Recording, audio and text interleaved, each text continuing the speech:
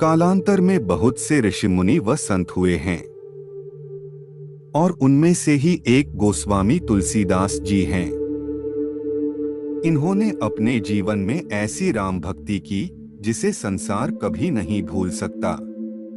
तुलसीदास जी ने भगवान राम और हनुमान जी के दर्शन भी कई बार किए हैं। तो आइए हम जानते हैं गोस्वामी तुलसीदास जी के बारे में।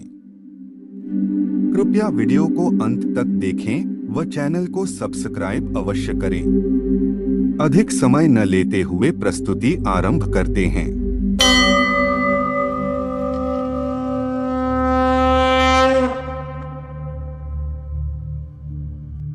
गोस्वामी तुलसीदास जी का नाम लेते ही भगवान श्री राम का स्वरूप सामने आता है।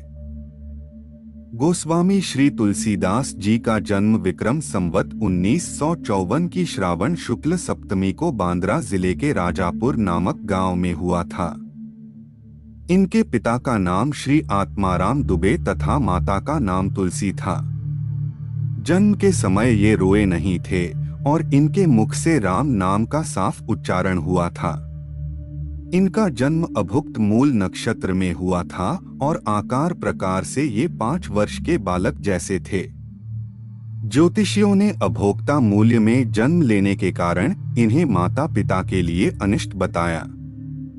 बालक के अनिष्ट की आशंका से इनकी माता ने इन्हें अपनी दासी चुनिया के साथ उसकी ससुराल भेज दिया और दूसरे ही दिन उनकी माता संसार से चल बसी।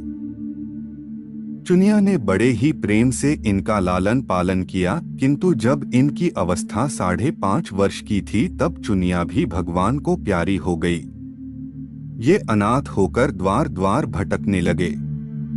भगवान शंकर की प्रेरणा से स्वामी नरहरियानंद जी इन्हें अयोध्या ले गए और यज्ञोपवीत संस्कार करके इनका नाम राम बोला रखा। इनकी बुद्धि अत्यंत प्रखर थी। ये अपने गुरु से जो भी सुनते तत्काल कंठस्थ कर लेते थे।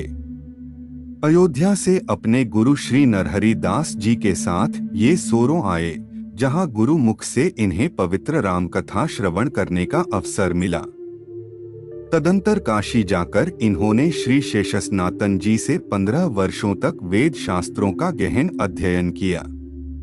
गोस्वामी जी का विवाह भारद्वाज गोत्र की सुंदरी कन्या रत्नावली से हुआ था। एक दिन इनकी पत्नी अपने भाई के साथ अपने मायके चली गई। पत्नी में अत्यधिक आसक्ति के कारण यह भी उसके पीछे पीछे ससुराल पहुंच गए।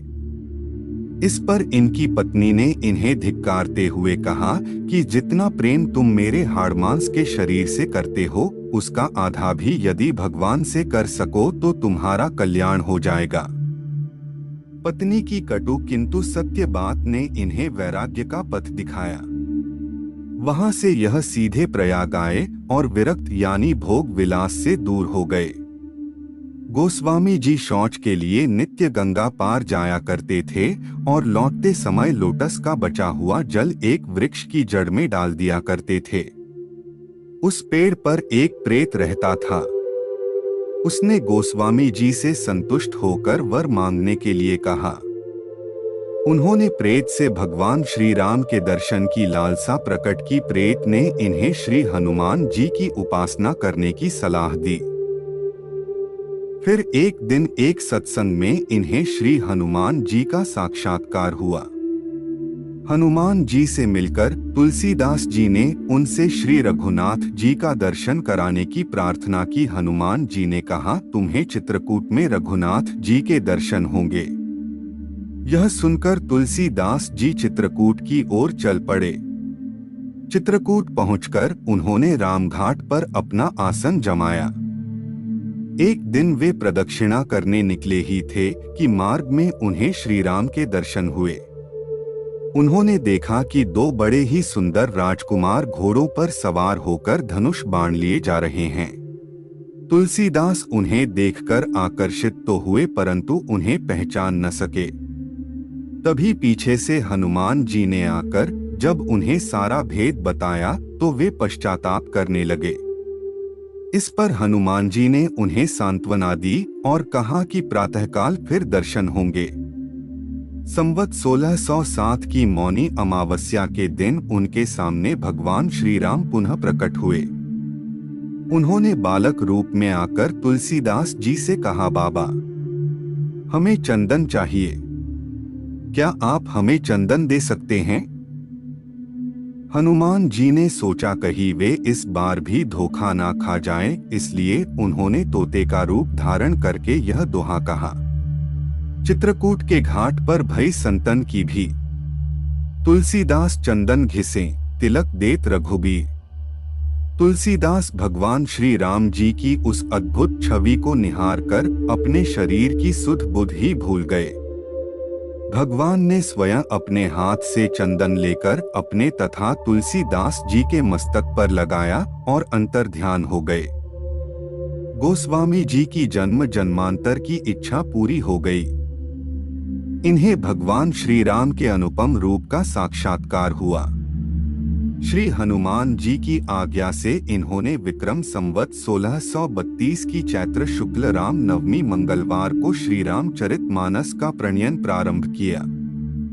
2 वर्ष 7 माह 26 दिन में यह ग्रंथ तैयार हुआ। तुलसीदास जी के जीवन में भागवत कृपा से अनेक चमत्कार हुए। इन्होंने श्री रामचरितमानस के अतिरिक्त विनय पत्रिका, दोहावली, कवितावली, गीतावली आदि अनेक भक्ति पर ग्रंथों का निर्माण किया और विक्रम संवत 1680 की श्रावण कृष्ण तृतीया शनिवार को राम राम कहते हुए इन्होंने अपनी नश्वर देह का त्याग कर दिया। आज के लिए केवल इतना ही। हम आशा करते हैं कि हमारी आज की प्रस्तुति आपको पसंद आई होगी। अपने विचार हम सभी के समक्ष अभिव्यक्त करने के लिए कमेंट करें, वीडियो को शेयर करें, वह चैनल को सब्सक्राइब करें। जल्द ही मुलाकात होगी ऐसी ही एक और ज्ञानवर्धक वीडियो के साथ। तब तक के लिए जय श्री कृष्णा।